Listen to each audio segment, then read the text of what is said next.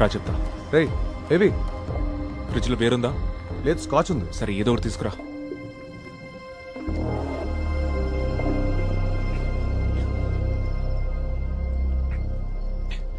రేయ్ టెన్షన్తో చచ్చిపోతున్నా, ఏం జరిగిందో చెప్పరా.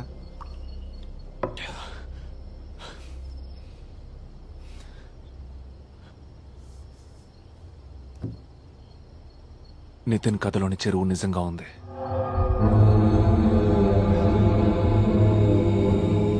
ఆ చెరువులో శవం కూడా ఉంది.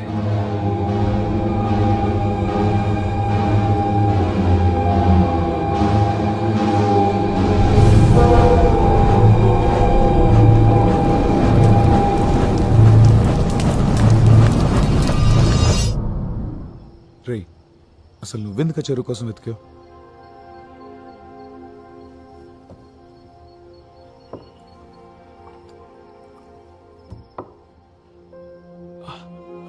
I don't know. Nithin problem, నా ప్రాబ్లం రెండిటికి లింక్ ఉందని నా ఫీలింగ్. వాడి ప్రాబ్లంకి నేను, నా ప్రాబ్లంకి వాడు సొల్యూషన్ అనిపించింది.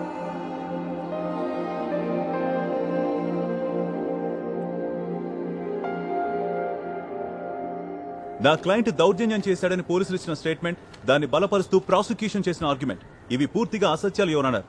నా క్లయింట్ ఆ ముందు రోజు రాత్రి విజయవాడకు బయలుదేరెళ్లాడు. Presenting APSRTC bus tickets and bus stand CCTV footage as evidence exhibits A and B. కావున కేసు పూర్వాపరాల్ని పూర్తిగా పరిశీలించి నా క్లయింట్ ని నిర్దోషిగా విడుదల చేయవలసిందిగా కోరుతున్నాను యువర్ ఆనర్. రా,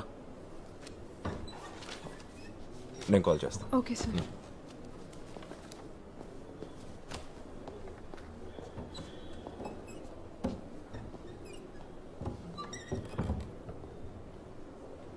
ఉదయం నీ కోసం చూశాను, అప్పటికి నువ్వు ఇంకా రాలేదు. ఏదైనా అర్జెంట్ ఇష్యూనా?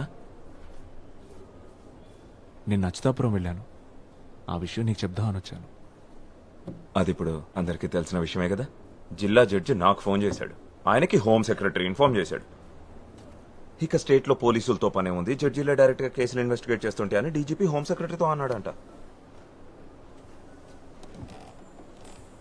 నేను లా యూనివర్సిటీలో పిహెచ్డీకి రిజిస్టర్ చేసుకుంటానని చెప్పిన విషయం నీకు గుర్తున్నట్లేదు. నాకు టైం కుదిరినప్పుడు లైబ్రరీలో పాత కేసులవి ఫైల్స్ రెఫర్ చేస్తున్నాను. ఆ చెరువుకు సంబంధించిన కొన్ని ఓల్డ్ కేస్ డైరీస్ చదివినప్పుడు చాలా ఇంట్రెస్టింగ్ అనిపించి ఫీల్డ్ వర్క్ చేయాలని క్యూరియస్గా ఫీల్ అయ్యాను. పోలీసులే సీన్ క్రియేట్ చేశారు. నువ్వు అక్కడికి ఫేక్ కరెన్సీ నోట్స్ పట్టుకోవడానికి వెళ్ళావని విన్నాను. అది అప్పుడు వెళ్ళిన కవరింగ్ ఫేక్ స్టోరీ. బేబీ, ఏదైనా విషయం దాచిపెడుతున్నావా నా దగ్గర? లేదు, నిజం.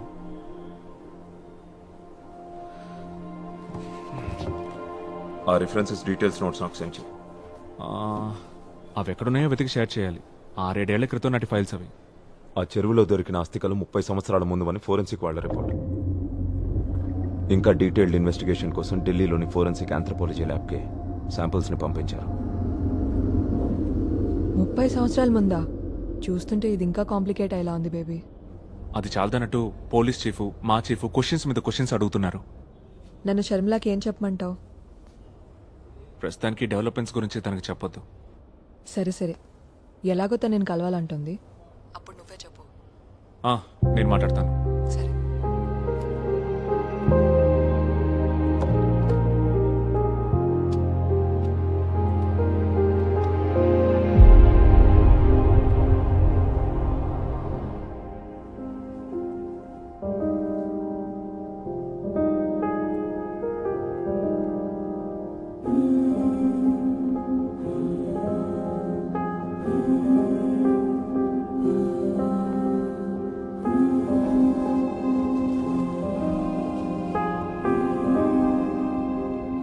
నేను మీతో కొన్ని విషయాలు షేర్ చేసుకోవాలి. ఏంటవి? మిస్టర్ బేబీ, రేపు ఒకసారి వీలైతే కలవచ్చా?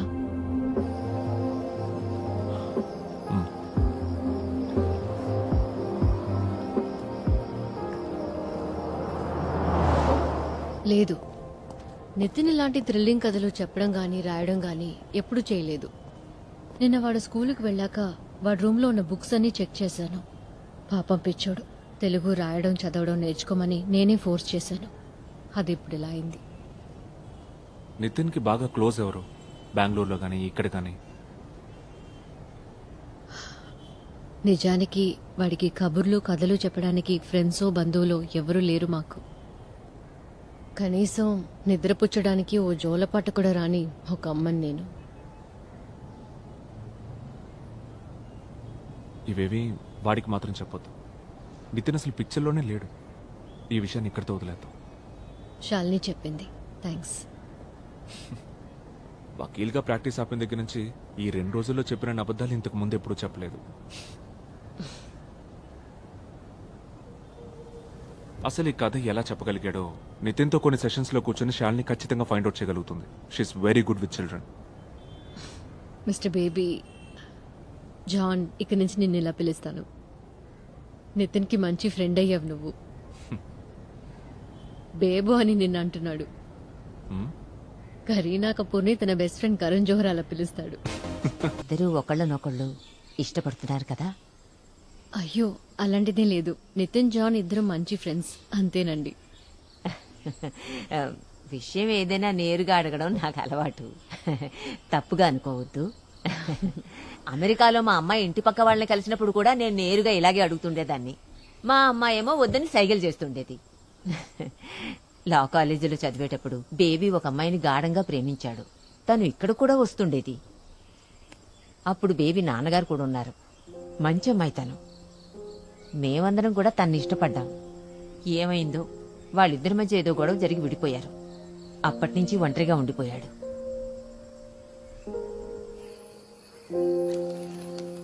ఎదుగో.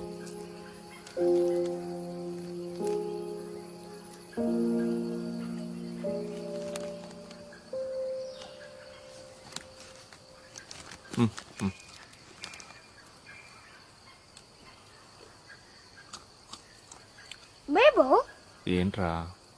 నీకు ఇంకా వర్షం పడుతున్నట్టు అనిపిస్తుందా? లేదురా.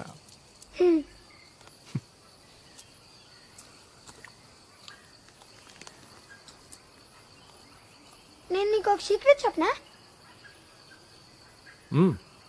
చెప్పే. నాకు ఇంకా చాలా కథలు తెలుసు.